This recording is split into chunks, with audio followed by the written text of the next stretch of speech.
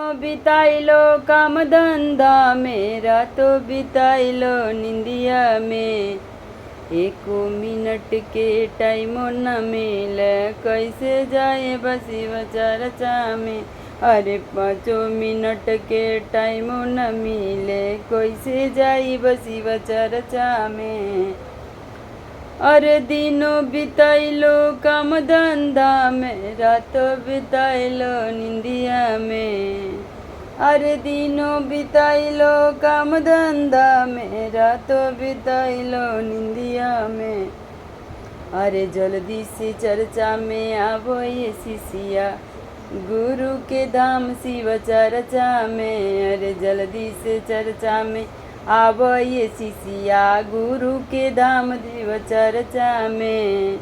अरे दिनों बिताइलो काम धंधो में रातों निताइलो निंदिया में।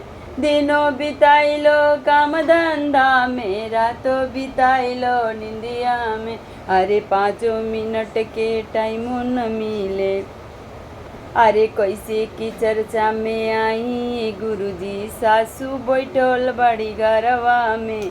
अरे कैसे के चर्चा में आई गुरुजी सासू बैठल बड़ी घरवा में। अरे दिनों बन बिताइलो काम धंधा में रातों बिताइलो निंदिया में। अरे सासू के भेज दो गंगा नहाए तू तया शिव चर्चा में। अरे सासू के भेज दो गंगा नहान के तू तया शिष्य चर्चा में। अरे दिनों बिताइलो काम धंधा में रातों बिताइलो निंदिया में। अरे कैसे के चर्चा में आई गुरुजी ननद बैठल बड़ी घरवा में। अरे कैसे के चर्चा में आई गुरुजी ननद बैठल बड़ी घरवा में। दिनों बिताइलो काम धंधा में रातों बिताइलो निंदिया में। अरे ननदो के भेज दो गौना करन के तू तया शिव चर्चा में। अरे ननदो के भेज दो गौना कराइला तू तया शिव चर्चा में।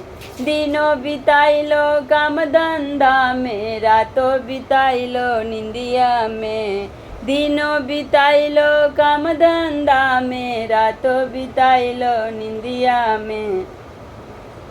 अरे जल्दी से चर्चा में आवो ये शिष्या गुरु के धाम शिव चर्चा में।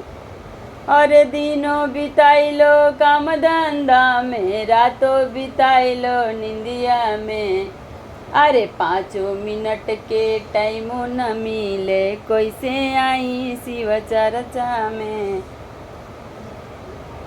अरे कैसे के चर्चा में आई गुरुजी स्वामी बैठल बनी घरवा में।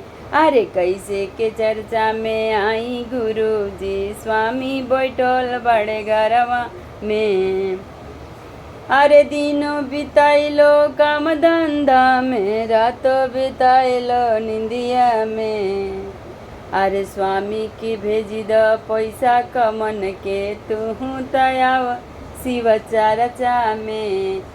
अरे स्वामी के भेजी दो रुपया कमन के तू तया शिष्य चर्चा में। दिनों बिताइलो काम धंधा में रातों बिताइलो निंदिया में। 5 मिनट के टाइम न मिले कैसे जाई शिव चर्चा में।